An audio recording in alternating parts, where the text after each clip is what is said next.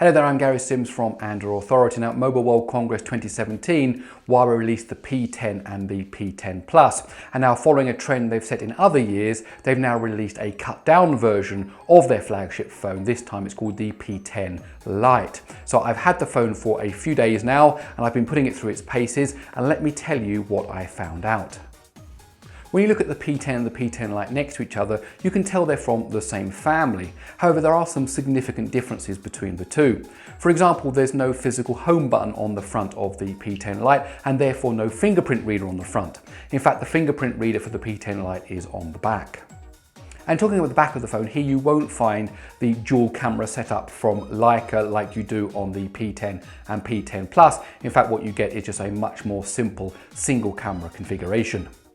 And there are a few other minor differences. For example, the P10 Lite is using micro USB rather than USB Type-C. The headphone socket is now on the top rather than on the bottom, but some things are the same. For example, the power button and the volume rocker on the right-hand side, and the micro SD card and SIM tray are on the left-hand side.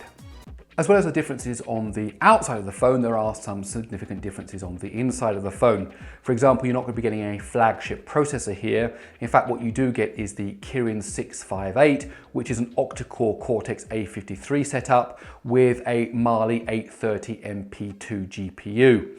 Now, neither of those are powerhouse or bleeding edge. However, I must say that I found that the device actually handled quite well. And that's probably because of two significant things. First of all, this is built on 16nm FinFET, which makes it kind of towards the bleeding edge of processor technology. And secondly, the 830 is a good GPU, even though here it's in that 2 shader core configuration. And we'll talk about some specifics in terms of gaming and in terms of benchmarks in a moment.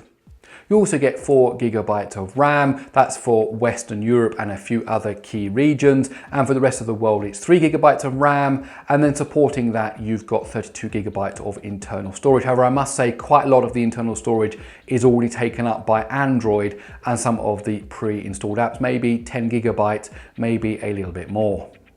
You also get all the other things you'd expect to find. This is a 4G LTE phone, you've got Bluetooth 4.1, there's GPS of course, and good to see here also included NFC. Now, I must say when it came to the performance, this phone does perform better than most of the other octa-core Cortex-A53 phones out there. So we're talking about phones that have got things like the Snapdragon 625. You'll actually find that the Kirin 658 just beats them, maybe just marginally, but it does indeed beat them. Now, here are some actual numbers for you. On Antutu, it scored 61,164, and on Geekbench, it scored 901 on the single core tests and 3,310 on the multi-core tests. So to put that into some context, what you find is that the P10 Lite offers about half the performance of the current P10 and the P10 Plus. And also it means that if you go back to older devices like the Galaxy S4 or the Nexus 5X, these were the kind of performance numbers we were getting out of these devices.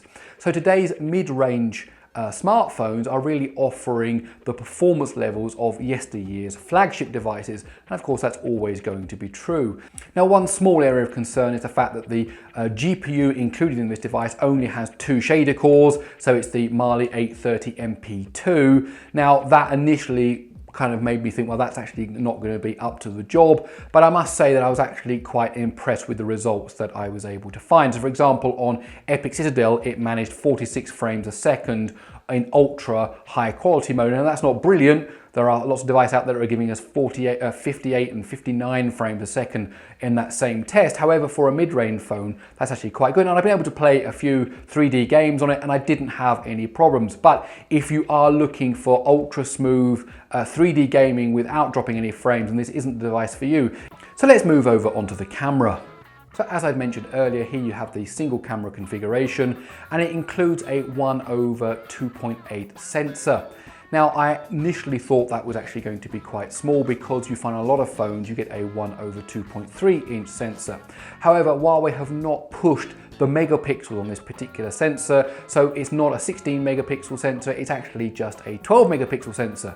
Which of course means that even though it's a smaller sensor, the pixels are able to be just that little bit larger and they're able to capture good amounts of light. In fact, Huawei say 20% more light but they don't say compared to what, unfortunately. However, in my testing, I did go out quite dubious that we were going to get any decent pictures out of this, but I have been pleasantly surprised. Not only in good lighting are you getting good photos, which of course you would expect, but also indoors, inside shopping malls, and even in the very low light, you are getting reasonable pictures. Now, of course, there's going to be noise, of course, there's going to be some grainy issues. However, considering the position of this phone as a mid-range device, I was actually very impressed by the camera.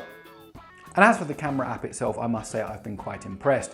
On previous Huawei configurations, what you found was that when you turn the camera from portrait into landscape, the menus didn't turn with you. So you ended up kind of swiping from the top, and that gave you a menu in portrait mode, and you had to switch the phone back and then fiddle with it and then bring the phone. But now in the new versions, which you also find in the P10, the P10 Plus, you can swipe from the left and the right when you're in landscape mode, giving you instant access to all the different modes and all the different settings.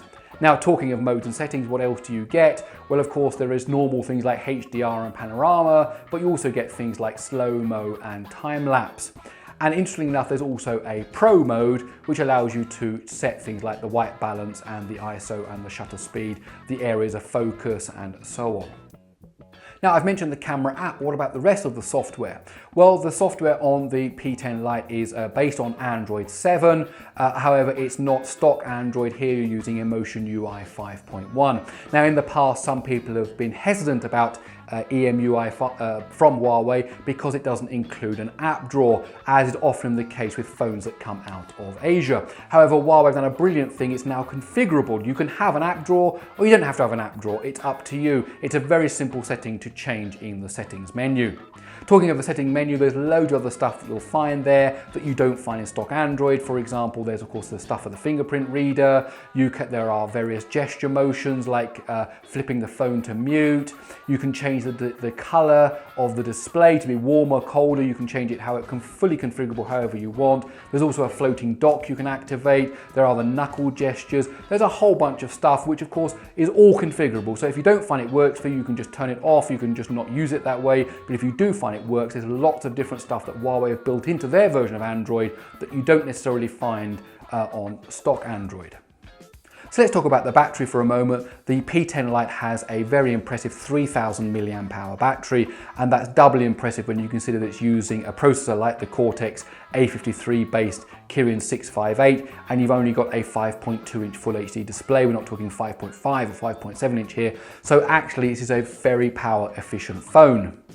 So in day-to-day use, you're easily going to get to between 5 and 6 hours of on-screen time, which may find for some people that you could actually last for 2 days if you don't use your phone actively all the time during the day. If you're a heavy power user, then always checking your email, always checking your social media, then I think you're going to find you get through the whole day on this without any problems whatsoever. Doing some individual testing, I found that if you play a lot of 3D games, that will bring the battery life down. You can probably play about 4 hours of 3D games on this device in one full charge. And if you're doing much lighter things like browsing the web or watching video, you could easily get 8 or 9 hours out of this device. So depending on your usage, but day to day, probably 5 to 6 hours, which I think is a very, very good number. It's also worth mentioning that the phone comes with fast charging at 18 watts, that's 9 volts and 2 amps. And in my testing, it goes from 10% to 100% in about 87 minutes. But it's worth noting that 22 of those 87 minutes were actually to go from 90% to 100%, which is often the case with these fast charging technologies. That ramping up to 70–80% is very quick, and then that last sort of hurdle at the end it takes a long time. And to go from 10% to 50% takes about 30 minutes. So if you want a quick charge before you dash out for an evening, before you go somewhere, then the quick charge on the P10 Lite is going to be good. And so there you have it, my review of the Huawei P10 Lite. Now, this is not a flagship device, but there are lots of good things you can say about this phone. For example, you've got that 3000 mAh battery, you've got NFC, you've got micro SD card support, and of course you've got 4 GB of memory. The camera is pretty reasonable considering this is a mid-range device. The only thing that may be a problem for you is the overall performance. It's about half the performance of what you get from a flagship device today. And particularly if you're into 3D gaming, you don't want to see any drop frames at all, then that 2 shader core GPU is not going to be enough. However, if you're a casual gamer, or if you just play, you know, when you're waiting 5 minutes, you're not really into mobile gaming, then of course this is going to be absolutely fine. And of course the pricing, being a mid-range phone, is going to be very different to what you're going to pay for a high-end flagship device. I'm Gary Sims from Android Authority, and I really hope you enjoyed this video. If you did, please do give it a thumbs up. Please don't forget to subscribe to Android Authority's YouTube channel. Hit that bell icon so that you always get notifications when we publish a new video. And last but not least, do go over to androidauthority.com because we are your source for all things Android.